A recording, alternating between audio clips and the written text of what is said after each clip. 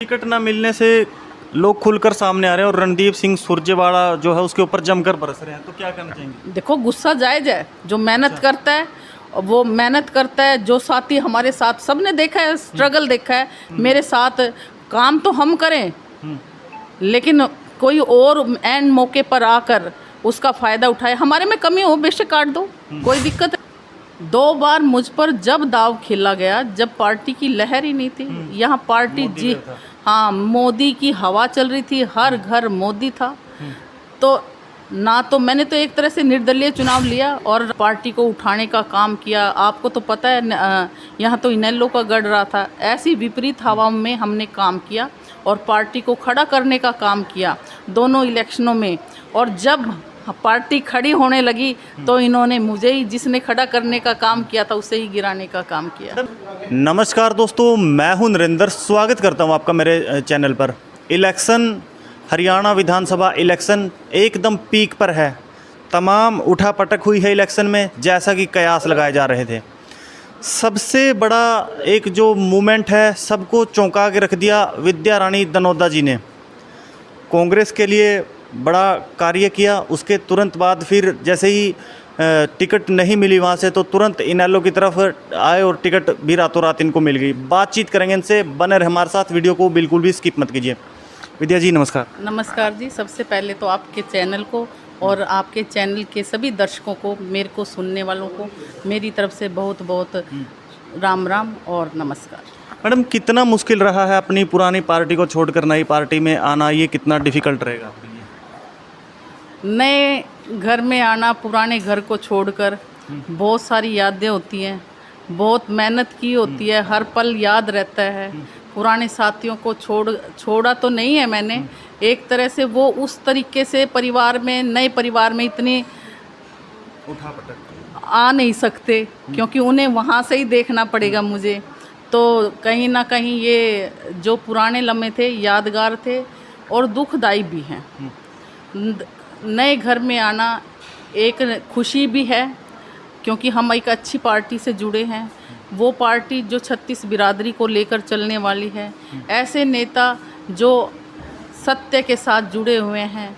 अब जहाँ जिनके बारे में ये कहा जाता है कि जहाँ सत्य है वहाँ अभय है, और जहाँ अभय है वहाँ सत्य है, इसकी भी खुशी है मुझे। मैडम, एक तो खबरें ये भी आ रही है कि जो पुराने कार्यकर्ता थे कांग्रेस पार्टी के, वही टिकट ना मिलने से नाराज़ हुए। उन्होंने फिर एक मूवमेंट शुरू किया कि दूसरी पार्टी से ही भले, लेकिन टिकट लेकर आइए आप, जिताने की जिम्मेदारी हमारी। मैं आखिरी वक्त तक मैंने पार्टी ना छोड़ने का निर्णय लिया था, और जैसे ही पार्टी की टिकट डिक्लेयर हुई, मुझे तो विश्वास ही नहीं था कि पार्टी मुझे टिकट नहीं देगी। लेकिन टिकट कटने के बाद मैंने तो सोचा नहीं था कि मैं चुनाव लड़ूं, लेकिन गांव वाले इकट्ठे हुए और उन्होंने सब ने सहमति जताई कि इस तरह तो हमारे गांव का राजनीतिक कैरियर पर दांव पे लग जाएगा। आने वाले समय में हमारे नौजवान बच्चों का भविष्य भी राजनीति से दूर हो जाएगा। तो उन सब साथियों ने, मेरे गांव के लोगों ने, मेरे हलके के लोगों ने इकट्ठा होकर यह निर्णय लिया कि आपने चुनाव लड़ना है, और लड़ना है तो उसमें हमने, कईयों ने निर्दलीय भी कहा, कईयों ने पार्टी का नाम भी लिया। तो कुछ साथी, जहां मेजॉरिटी बनी इनेलो पार्टी ज्वाइन करने की, समय का अभाव था, लेकिन पार्टी ने हम पर विश्वास दिलाया और जितना हो सकता था पार्टी ने हमारी मदद की। टिकट भी हमारे को 1 घंटे में हमारा मान सम्मान रखकर हमारे को दी गई।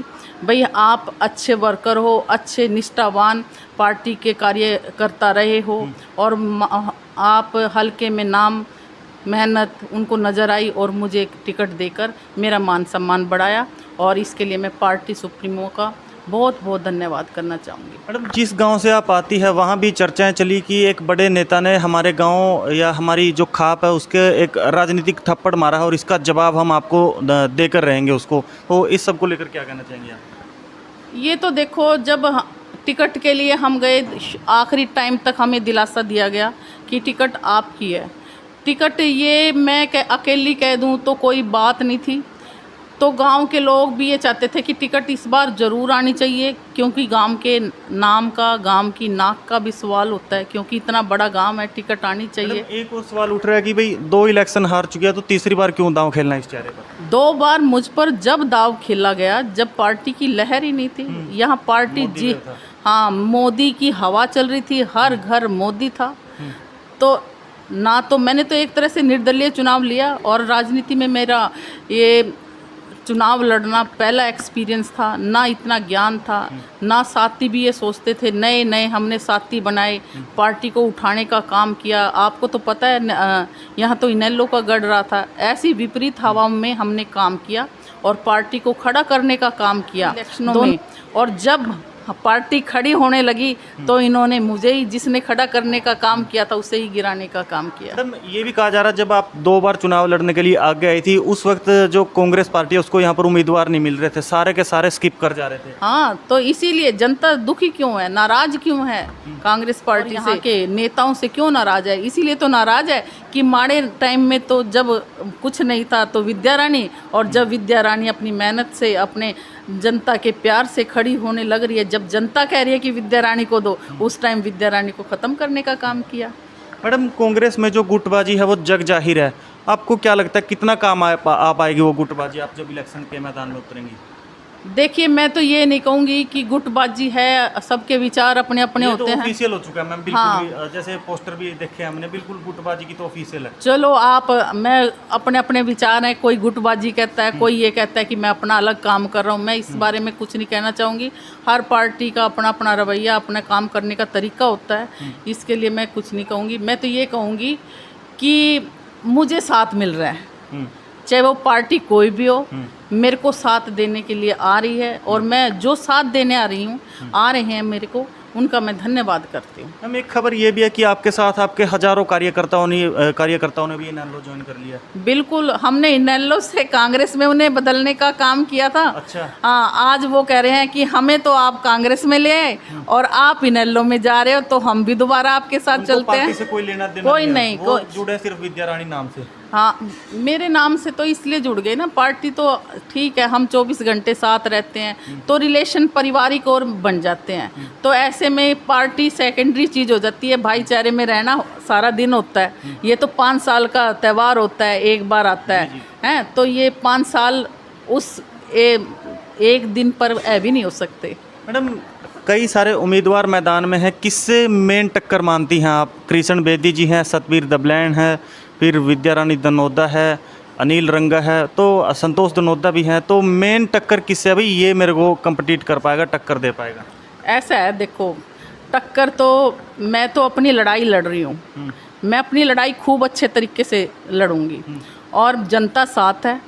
टक्कर तो जनता देगी, मैं कौन होती हूँ टक्कर देने वाली। फिर भी आपने कोई एज्यूम किया हो भाई इस कैंडिडेट के साथ हमारा टफ रहने वाला है? मैं इस चीज़ को नहीं मानती, अपना अपना कार्य सभी अच्छी तरह कर रहे हैं, जनता बताएगी किससे टक्कर है और किससे जीतेंगे। मैम, एक दनोदा में ये भी बड़ी चर्चाएं चली है कि मैडम यहाँ का जो एरिया है, इस बेल्ट को हम लोग संभाल लेंगे, आप फोकस कीजिए जो नरवाना हल्के के दूसरे गांव में जाकर, क्योंकि वहाँ पर किसी भी पॉलिटिकल पार्टी ने बिल्कुल भी रीच आउट नहीं किया। देखिए, मैंने जब 2 इलेक्शन लड़े ना, तो और भी कैंडिडेट थे, तब भी मैंने गांव को ये नहीं कहा था कि आप मेरे को दो, मैं ये कहती थी कि जो आपको ठीक लगे उसको दो। लेकिन मैं 10 साल मैंने मेहनत की, उससे मेरे से लोग जुड़े, लोगों को विश्वास हुआ, जनता को विश्वास हुआ, गांव के लोगों को विश्वास हुआ कि विद्या रानी तो हर बार हमारे दुख सुख में खड़ी होती है, जितना मेरे से होता है मैं काम करती हूँ। तो उन्हें ये लगा कि विद्या रानी ठीक है, इस बार खुद खुलकर सामने आए कि चुनाव लड़ो और हम लड़ेंगे आपका चुनाव। मैडम, टिकट ना मिलने से लोग खुलकर सामने आ रहे हैं और रणदीप सिंह सुरजेवाला जो है उसके ऊपर जमकर बरस रहे हैं, तो क्या करना चाहेंगे? देखो, गुस्सा जायज़ है, जो मेहनत करता है वो मेहनत करता है, जो साथी हमारे साथ, सबने देखा है, स्ट्रगल देखा है मेरे साथ, काम तो हम करें, लेकिन कोई और एंड मौके पर आकर उसका फ़ायदा उठाए। हमारे में कमी हो बेशक काट दो, कोई दिक्कत नहीं, हम तो ये नहीं कहते कि कोई अच्छा है, मेरे से अच्छा है तो उसको दो, लेकिन हमारे में कमी नहीं थी ना, हमें दुख इस बात का है। मैडम, चुनाव पीक पर है, एक लास्ट मैसेज दे दीजिए नरवाना हल्के की तमाम जनता को। मैं नरवाना हल्के की जनता से ये कहना चाहती हूँ कि देखो संभलने का समय आ गया है, ऐसी पार्टी के साथ जुड़ो जहां आपकी कदर हो, जहां आपकी निष्ठा की कदर हो, जो दुख सुख में आपके साथ खड़ा रहे। और मैं ये कहना चाहती हूँ कि आपने देखा होगा अभय जी, चौटाला परिवार जी जी जो इनसे जुड़ गया उसके दुख सुख में ये परिवार आगे खड़ा रहता है। चौधरी देवीलाल जी को आदरणीय हमारे हैं, उनको क्यों याद किया जाता है? तो ये भोले किसान हो, हमारा कमेरा वर्ग हो, हर किसान हो, कोई भी समुदाय हो, चाहे दलित हो, चाहे हमारा जाट वर्ग हो, बनिया वर्ग हो, पंजाबी हो, 36 बिरादरी के दुख सुख में इकट्ठे रहते थे। चाहे किसानों के आंदोलन की बात देखी होगी आपने, जी। तो एक ऐसा अकेला एमएलए था। तमाम लोगों ने बुराई करी कि खराब है आंदोलन, लेकिन इस्तीफा किसी ने नहीं दिया, सिर्फ एक। हाँ, आप खुद सब जानते हो, अभय जी ने अकेले ऐसे एमएलए थे जो और सबसे बड़ी बात तो ये है, जिस वक्त उन्होंने इस्तीफा दिया था उनकी सीट भी मात्र एक ही थी। हाँ, इनेलो तो पार्टी। ऐसा कोई दिलदार आदमी कर सकता है जनता के लिए त्याग? इस सत्ता के लिए तो दुनिया भागी फिरती है, लेकिन उन्होंने जनता के लिए पद को, एमएलए के पद को त्यागने का काम किया। जब वो विधानसभा में अकेले थे, गरजते थे ना, सारे चुप हो जाते थे। हमेशा सबकी बड़ी मजबूती से एक अकेला विधायक उठाता था। जहाँ किसी के 30 थे, किसी की सरकार थी, वो भी उनके आगे बोल नहीं पाता था जब वो बोलते हैं। विद्या रानी दनोदा को आप सुन पा रहे थे, तमाम क्वेश्चन हमने इनसे किए हैं। आगे का जो चुनाव कैंपेन है वो भी रेगुलर आपको हमारे चैनल के माध्यम से देखने को मिलेगा। फिलहाल वीडियो को ज़्यादा से ज़्यादा शेयर करके एक लाइक का बटन ज़रूर दबा दीजिए। रूटीन में जो है विद्या रानी दनोदा जी के विचार आपको सुनवाते रहेंगे हमारे चैनल के माध्यम से। हमें देखने के लिए धन्यवाद। जय हिंद दोस्तों, अपना कीमती समय देने के लिए धन्यवाद। धन्यवाद।